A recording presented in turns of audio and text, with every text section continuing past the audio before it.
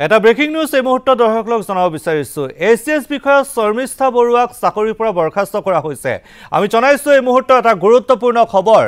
ACS বিষয়া শৰ্মিষ্ঠা বৰুৱাক চাকৰিৰ পৰা বৰখাস্ত কৰা হৈছে সাংসদ অজিত ভূঞাৰ পুঁজি কেলেংকাৰীত সাঙুৰ খাইছিল শৰ্মিষ্ঠা বৰুৱাৰ নাম কেলেংকাৰীৰে নাম সাঙুৰ খোৱা বিষয়াগৰাকীক পূৰ্বে কৰা হৈছিল নিলম্বন উপযুক্ত প্ৰমাণ পোৱাৰ পিছত চাকৰিৰ পৰা এতিয়া বৰখাস্ত কৰা হৈছে শৰ্মিষ্ঠা বৰাক আমি জনাইছো এটা গুৰুত্বপূৰ্ণ খবৰ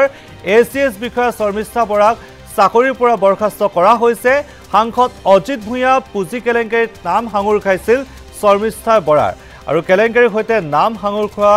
বিষয়াগৰাকীক পূৰ্বে কৰা হৈছিল নিলম্বন আৰু উপযুক্ত প্ৰমাণ পোৱাৰ পিছত চাকৰিৰ পৰা বৰখাস্ত কৰা হৈছে শৰ্মিষ্ঠা বৰাক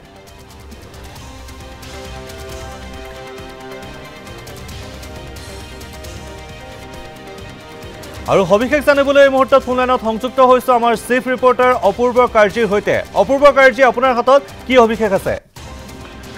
নয়ন আমি দৰ্শকক জনাইছো যে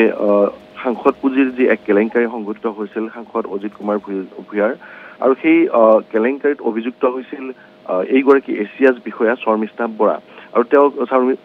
যেহেতু এই গোটেই অভিযোগৰ ভিত্তিত তেওঁ কেইবালানো চকজ জাৰি কৰা হৈছিল বা এই ক্ষেত্ৰত এখন তদন্ত কমিটি গঠন কৰা হৈছিল আৰু সেই তদন্ত কমিটিৰ ওচৰত সম্পূৰ্ণ শুদ্ধভাৱে বা সম্পূৰ্ণ পতিয়ন নিয়াব পৰাকৈ কোনো ধৰণৰ তথ্য বা নিজকে নিৰ্দোষী খোজাব পৰাকৈ বা নিৰ্দোষী হিচাপে প্ৰতিষ্ঠা কৰিব পৰাকৈ কোনো ধৰণৰ তথ্য দাখিল কৰিব নোৱাৰিলে এছিয়াছ শৰ্মিষ্ঠা বৰাই তাৰ ফলশ্ৰুতিত ইতিমধ্যে তেওঁক চাকৰিৰ পৰা বৰখাস্ত কৰা হৈছে আমি যদি এই গোটেই অভিযোগ বা কেলেংকাৰীৰ কথা যদি আমি ক'ব লাগে যে 2023 চনত এইগৰাকী এছিয়াছ বিষয়া শৰ্মিষ্ঠা বৰাৰ লগতে আন দুগৰাকী এছিয়াছ বিষয়াক নিলম্বন কৰা হৈছিল সাংসদ পুঁজিৰ এক অনিয়ম সংঘটিত হৈছিল এক কেলেংকাৰী সংঘটিত হৈছিল কামৰূপ মহানগৰ তেতিয়া এছিয়াছ শৰ্মিষ্ঠা বৰাই দায়িত্ব গ্ৰহণ কৰি আছিল এগৰাকী এডিচি হিচাপে আৰু স্বাভাৱিকভাৱে এই গোটেই ঘটনাটো যেতিয়া পোহৰলৈ আহিছিল বা তদন্ত তাৰ পিছতে এক তদন্তৰ মাজলৈ আহিছিল ইয়াৰ মাজতে আমি যদি কওঁ 2024 চনতো কেইবালানো তদন্ত হৈছিল আৰু সেই তদন্তত পিছতে তেওঁ প্ৰাথমিকভাৱে তেওঁক নিলম্বন কৰা হৈছিল আৰু শেহতীয়াভাৱে যিহেতু এক তদন্ত কমিটি হৈছিল আমি কৈছো যে 2024 চনৰ ডিচেম্বৰতো আন এখন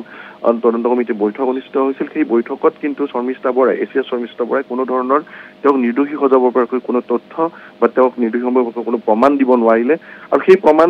নিদিয়াৰ পিছতো তাৰপিছত যি তদন্ত সমিতিও সুকীয়াকৈ সেই যিসমূহ পুঁজি এই কেলেংকাৰী হৈছিল বা সাংসদ পুঁজি কেলেংকাৰী হৈছিল বা যিসমূহ আঁচনি হৈছিল সেই আঁচনিসমূহ কোনো ধৰণৰ কাম নকৰাকৈ যি ধৰণৰ ধন মোকলাই দিছিল এই গোটেই বিষয়টোত যি এক সত্য বুলি প্ৰমাণিত হৈছিল আৰু তাৰ পিছতে এছিয়াছ বিষয়গৰাকীৰ বিৰুদ্ধে কঠোৰ হৈছিল হয় অপূৰ্ব কাৰ্জী এই মুহূৰ্তত আপোনাক ধন্যবাদ জনাইছো সবিশেষ কথাখিনি জনোৱাৰ বাবে